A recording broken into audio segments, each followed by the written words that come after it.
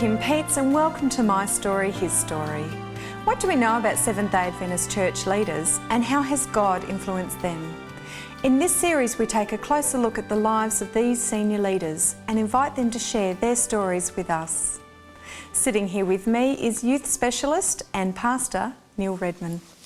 Hi Neil. Kim, how are you? Very well, how are you? Very good, thank you. Thank you for joining us today. No worries.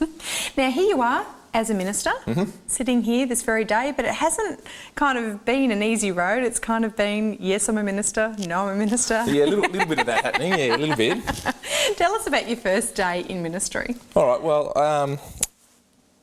when I started ministry, the very first day, I was to start full-time paid ministry. I'd done a little bit of volunteer work before that and a few different things, but this is my first full-time paid ministry. It was the night before, and I remember there was it was later at night, about 10 o'clock at night.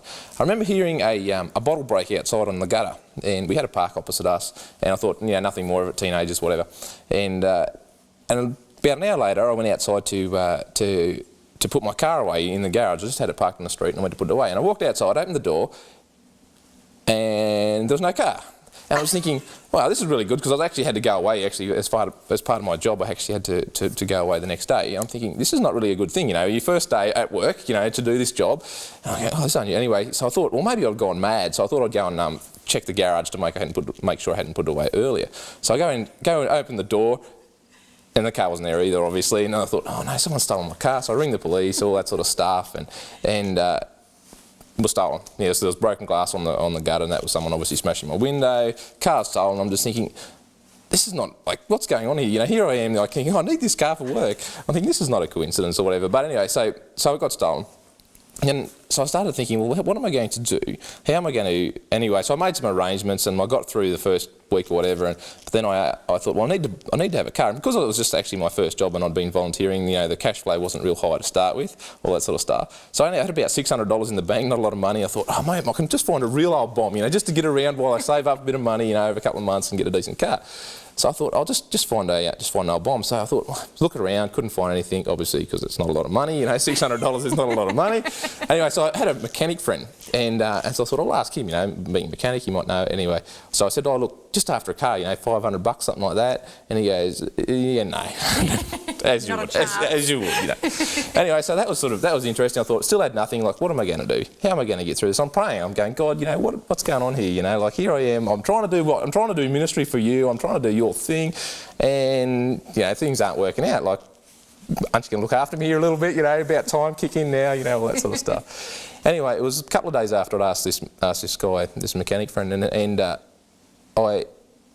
asked him, and he hadn't had anything. A couple of days later, I get this phone call about 3 days later, early, 7:30 one morning, 8 o'clock, whatever it was, and he just said to me, he said, and this guy actually, he wasn't a Christian, but he just said, I woke up this morning, he said, and he said, I had this weirdest thing, I sat bolt upright in bed, and he said, and I just had this impression, he said, you've got to ring this he's an old acquaintance that he owns a car yard, he'll have a car for Neil. He said, there was just a distinct thing coming into his head, and he said, it was just like the weirdest thing, so I did. And he rung, and he's just cold. He's just thought, all right, well, I'll go with it. And he rung this guy.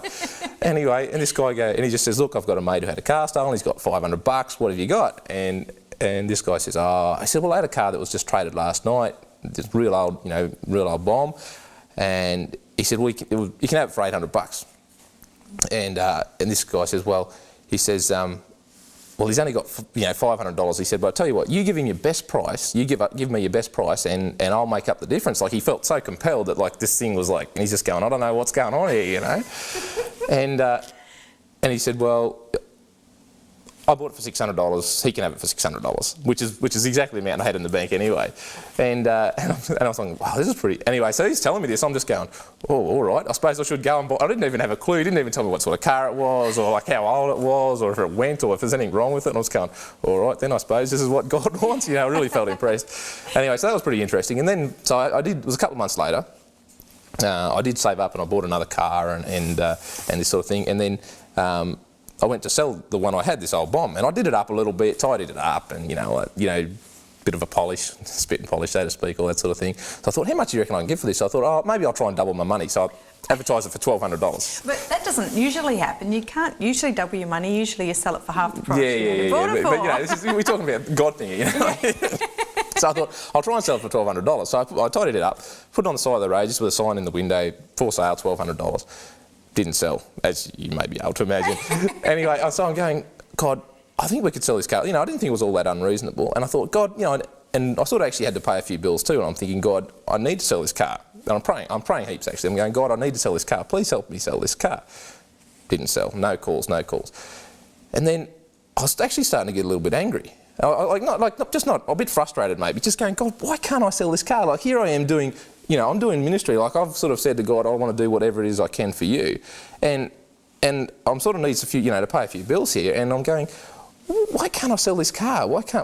Anyway, one day I got very frustrated, like I said, nearly to the point of anger. I went for a walk with God and I said, God, we've got to sort this out. I need this car. I really need to sell this car. Like, why can't you sell it? Like, I know you could do this for me. This is not a problem for you. And right then, like I was actually walking through the bush just praying, you know, and right then I just felt like God just smacked me across the back of the head and just said, Neil, you need to remember this. If I want you to have 2 cars and no money, or 2 cars in debt, he said, that's my problem, not your problem. You need just to get on with the ministry and just get on and don't worry about these sort of things. And I just went, oh my, you know, like it was just so obvious that God, that was the lesson. Anyway, so it was funny because as soon as that happened, as soon as I felt that's what God was trying to teach me, I just thought, I know God's going to sell that car now because he's got me to the point where I'm listening, and now he's taught me the lesson. And sure enough, like about 2 or 3 hours later, this bloke calls and just says, I want to buy your car. I'm going, oh, great, you know, here's the call. And I said, all right, well, you know, I was busy. I said, I can't get down there for a couple of hours for a test drive. And he said, no, I don't want a test drive. He says, I just want to buy the car. And sure enough, and this guy, eventually we teed up a time, and when he just turned up with cash and said, here's the cash, and drove away, basically. Like, he didn't, like, it was just an amazing story that, you know, here I was struggling to sell this car, you know, right from the start, you know, I had the car stolen, like, God, what are you doing to me, and all this sort of stuff. Yeah. And through, I guess, a turn of events and stuff like that, here God very vividly to me just showed me, Neil, don't worry about that sort of stuff. You don't need to, you know, I'll take care of all your needs, all that sort of stuff. And I guess that right from the start of ministry, you know, that was my first day here. I was thinking it was a negative, but right from that very first point, it was like, well, God will look after you in ministry. God will take care of you. You know, this is the sort of stuff that, you know, you don't need to worry about. So, thanks so much for that, Neil. Stay with us and we'll have more stories from Neil Redman.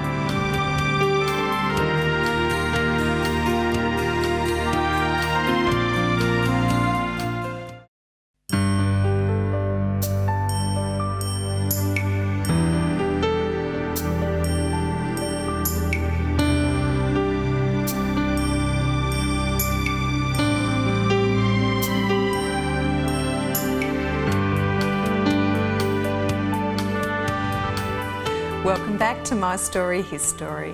I'm talking with youth specialist and pastor, Neil Redman. Neil, your first day in ministry was pretty awesome and we've just heard about that. What happened next? Well, I guess I began working and, you know, getting into the groove of a new job and all that sort of thing. I worked in ministry for a while. I guess I actually grew up on a farm and I consider myself sort of practical with my hands, and I guess it was a bit of a transition between doing that sort of work and actually ministry where you're up the front of people. I used to hate being up the front of people, which is a funny thing to be a minister, I suppose, all that sort of thing. Very, you know, I really struggled with, you know, being in the office and those sort of things, and it actually sort of, I guess, a bit of stress as well. I was like, I thought maybe, you know, I really started to think that maybe I could be used by God, and I was very still passionate about ministry, but maybe I could be used, you know, back in a local scene as a lay person, just working. So I made a decision to quit ministry and to go back to the farm. And you had a young family too. You had little kids. Yeah, that's right. We had 2 boys at the time. One was just a newborn and stuff like that. So yeah, it was all sort of happening at the time. All the different things that were going on. Time demands, all that sort of thing. So yeah, so I went back to the farm. And so I started looking around for a job but we could really, I guess, give me flexibility with my time, so I could still, you know, get out and about in the community and do some different things and work in a local church setting, you know, in doing ministry things, but not from the pastor minister type perspective. So so we did, and I started looking around for a job that's going to suit, and I saw this one job that was really like, looked at the ad and you go, that's my job, you know, I want that job. And so I applied for it, and we got talking to the guy, and he was really good about it, and he virtually said over the phone, because he lived sort of a long distance away, he virtually said over the phone, look, I'm not going to interview anyone else, it's, you know, basically it's in the bag, all that sort of thing. So we're very happy about this. Sarah and my wife, we're all happy, and we're still praying, God, you know, help us get the right, you know, really lead us here and all that sort of stuff. But every time I tried to catch up with this guy, we sort of, because he lived a long way away, we tried to tee up a time where I could actually go and meet with him and all this sort of stuff. There's all different things that just kept falling through. And sort of, so a couple of weeks later, we still hadn't caught up. A month later, we still hadn't caught up, and it just wasn't working. I'm going, God, what are we doing wrong here? You know, like, this is my job, you know, this is my job. And I'd already agreed, basically, that I had the job, but it just didn't work out. Until it was like nearly 3 months later, and still hadn't actually signed off, basically, on this job. And I'm just going, what are we doing wrong here, God? Like, what, you know?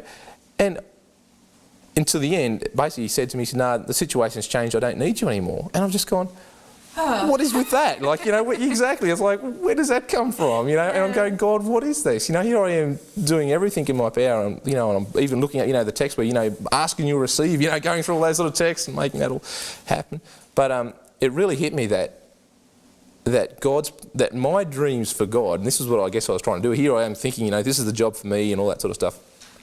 My dreams for God aren't necessarily God's dreams for me. And that just really hit me, and I'm just going, oh, okay, God, you know, really sorry. So I ended up getting another job and doing some other stuff. But yeah, that was a really big lesson that I learned from that experience.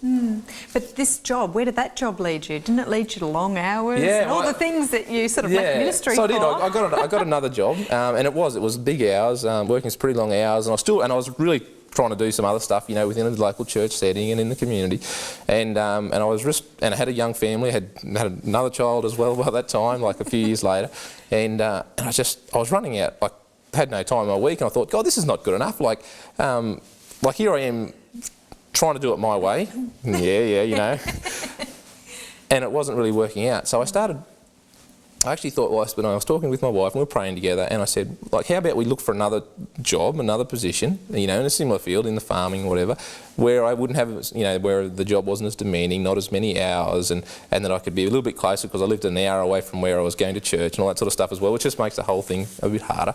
Anyway, so I started praying. I said, God, I'm looking for, you know, how about a new job? And in the meantime, I'd already had other people and pastors and people I knew and friends who were still in the ministry always saying, look, if you ever want to come back to ministry, you know, just let us know. You know, I'm going, no, look, this is my way, you know, and this is how I want it and all this sort of stuff. You think I'd learn, but, you know. But, and so I said, no, I'm never, you know, I'm not going back to ministry. This is what I do. You know, I'm a farmer now. I'm, you know, I'm passionate about ministry, but not, you know, this is how I want to do it. Yeah. But I was praying for a new job in this particular time. And one Friday night I was praying and I was reading some things, and this text came into my mind. And the text was in the Bible where it talks about, if you leave your mothers and brothers and fathers for my sake, you know, you'll be blessed, you know, 100 times more now, whatever, you know, plus eternal life, all that sort of stuff. And I'm just thinking, random thought, what is that? Like, you know, but it was fairly strong. I'm going, I don't know, where did that come from? But anyway, I just thought, whatever. Didn't think any more of it. The next morning, that was a Friday night. Next morning, it was a Saturday morning. I opened up my Bible. I was reading my Bible. I opened up my Bible to actually prepare a study for some young people, for some youth. And I looked down, and just the very first text I looked at, it just jumped out. It was just that same text that I'd seen the night before. And when I read it, I thought, well, first of all, I thought, wow, that's pretty random, like, where does that come from? But then when I actually read it, it says, well, if you leave your mothers and brothers and farms for my sake. And right at that point, I just felt this awesome conviction that God wanted me to leave the farm and go back to ministry. I'm thinking, no, God, you know, we've done this before. I've left ministry. I've been telling everyone I'm not going back to ministry. But anyway, so I thought, well, I've got to sort this out. Anyway, so I left it at that. The next morning, I actually went for a walk, and I started praying to God. Basically, I said, right, God, we've got to sort this out. And I said, I'm not going back. And here's the reason. I said, because I'm a practical person, I don't want to work in an office, and you know, the clutter and little kids running around. Not going to do that, you know. And pastoral ministry, you don't have an office, so you work from home, don't you? Sorry, yeah, that's right. So, like, you know, that would be the typical scenario. So I said that to God, sorted that out. That afternoon when I come back from work, Sarah, my wife, had cleaned the house, and she just removed every bit of clutter. And I've just gone, why are you doing this, Sarah? And she goes, I just felt like cleaning up. And I asked her heaps of times. I said, like 3 or 4 times, I said, why do you really do that? Like, I just felt like cleaning up. And I knew that God had, like, here I was saying that I couldn't do this because of the clutter. It was only really an excuse, Kim, but like, it's just, Sarah had just come and cleaned up. And anyway, at the end of the day, I said to her, tell me really, why did you clean up? She said, I just really felt like cleaning up. So I said to Sarah, well, I'll tell you why you cleaned up today. And then I told her the story, and I hadn't told her anything prior to this, but I told her the whole story about, which I believe God showed me, and about then I prayed that I couldn't do it because of, because it would be just too chaotic for me, because I'm, have to have a real quiet environment and stuff like that. And anyway, so that's what we did. And I guess from that, I really believe that, we went back into ministry, but I believe from that, when you really trust God, and when you really say to God, look, I'll do it, even like sometimes He gives us jobs that are way bigger and are out left field, I guess, and we don't expect them. But when we give ourselves to God, that He'll show us. And now doing ministry is way more rewarding doing it His way than it could have been. And here I was setting it up for myself, thinking this is how I want to do it, this is how it should go, and this is how I think I can be the most effective and all that sort of stuff. But now when I'm doing it His way, and I've got back into it and doing all the different jobs that He wants me to do, it's taken me way beyond and being way more effective than ever I thought I could have been, and reaching a lot more people and all that sort of stuff. So it is amazing just to put yourself in the hands of God and just go with whatever wherever He takes you. Thanks, Neil. Stay with us, and after the break we'll hear more stories from Neil.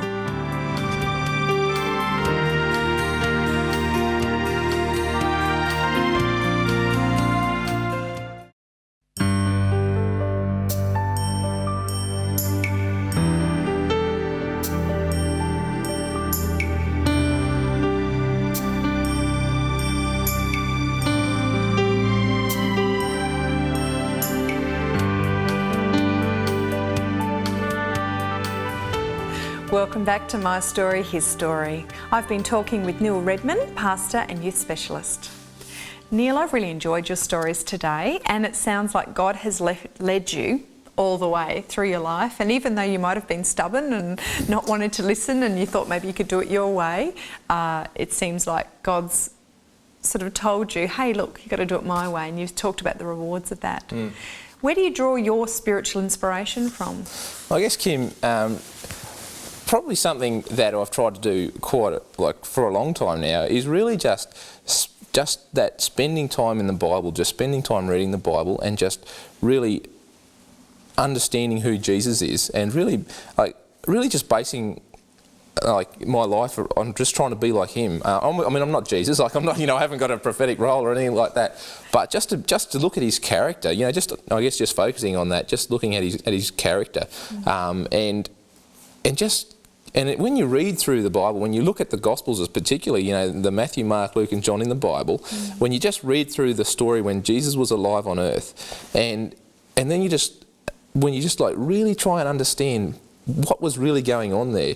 And I guess there's a few points, just when I read the Bible, just to try and read a small amount, just to look at a really small amount, and just particularly about Jesus, about Jesus when He's here, and just try to understand really what was going on at that time, and look around, who was He talking to, what was happening, where was He, what was the context, why did He ask those questions, or why did He say those things, or why did other people ask Him those questions, and just really understand what was going on at the time.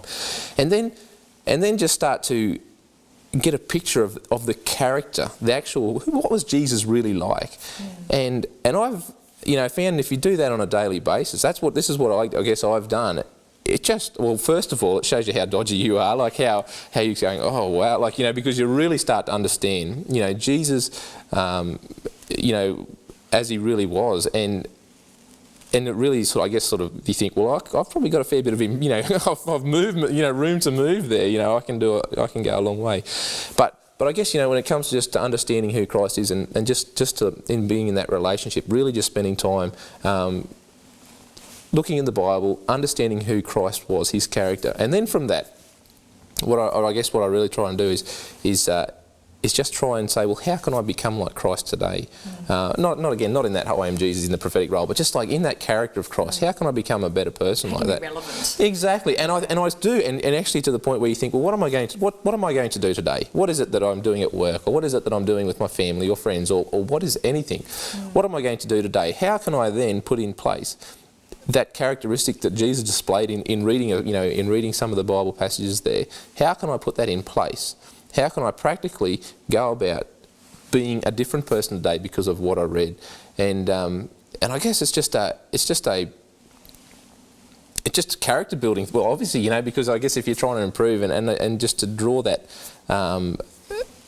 To draw those lessons from the Bible, it was an interesting story. I had a guy who I'd known for a number of years, quite a number of years actually. He'd had a Christian sort of background, but sort of no Christian inclinations. He'd sort of, I guess, walked away from it all and that sort of thing. Got into some pretty serious stuff, and he's in trouble with, anyway, his life was not real sweet. And I remember this one time, I'd talk to him from time to time, and I used to try and help him. He actually lived with us for a while. We tried to help him out, but anyway, things were going so well in his life. And I remember this one time I was reading in the Bible about how if people are thinking about spiritual things, then it's the Holy Spirit that's putting that on their heart. It's not them coming up with it. Like, people don't naturally come up with spiritual things. And I remember one morning actually praying about this and actually going, like, if people do come up with spiritual matters, then it's obviously from the Spirit. So you should be, bold and work with that, because obviously the Spirit's working their life, so you encourage that. And I remember this one day he actually called, and my wife took the call, and he just said he wanted to be around good people. That was it. This guy rang up and said, I want to be around good people. And I've gone, and when I got home, my wife said, can you ring this guy back? He just wants to be around good people. I'm going, that's like, what is that? Like, I didn't know. I thought that's a bit weird. And I can honestly say it was probably the first time I'd ever thought that, look, I've really tried with this guy. You know what I mean? Like, I've really tried to give this guy a go. Like, I've done a lot for this guy, and nothing seemed to work out too much. And I thought, I guess I'll call him back later. Like, And then I remembered reading what I was like thinking. I remember thinking what I read that morning about how, I should be looking for where people are responding to the Holy Spirit. And I literally jumped up to the phone and ran. Like, I thought, I've got to ring this guy, because this is it. This is putting into practice what I read that morning. Yeah. And I did. I rang this guy, and it was really from that point on, because he was responding to the Spirit, and he started to give spiritual matters some thought, and he actually became a full Christian. He gave himself to Christ, and from that point, it wasn't me. It wasn't me at all, because it was nothing to do with me, but I guess just being aware and just trying to become like Christ. In fact, in the book of John, Jesus himself talks, and this is just a pretty powerful thing. John 5, Jesus says, he's talking to some Pharisees, some spiritual leaders, Jewish leaders. He says, I'll tell you the truth, the Son can do nothing by himself. He does only what he sees the Father doing. Whatever the Father does, the Son also does. So, I guess, Jesus himself says, look, I'm only trying to do what God does. And I guess for us, like, we can let's just try and do what, what we see the Father doing, what we see Jesus being like. And when you start putting that into practice, and when you actually can see the outcome of that, it's such a rewarding thing to think, actually, you know what, I'm helping people, because Jesus has revealed that through the Bible. The Holy Spirit's revealed that about Jesus' character. And now I'm a better person, or I've been able to be more aware of what's going on around me. And just to be able to put that into practice and to see that, and to have that, wow, actually that works, it's a pretty neat thing. And so that's something I guess I've really,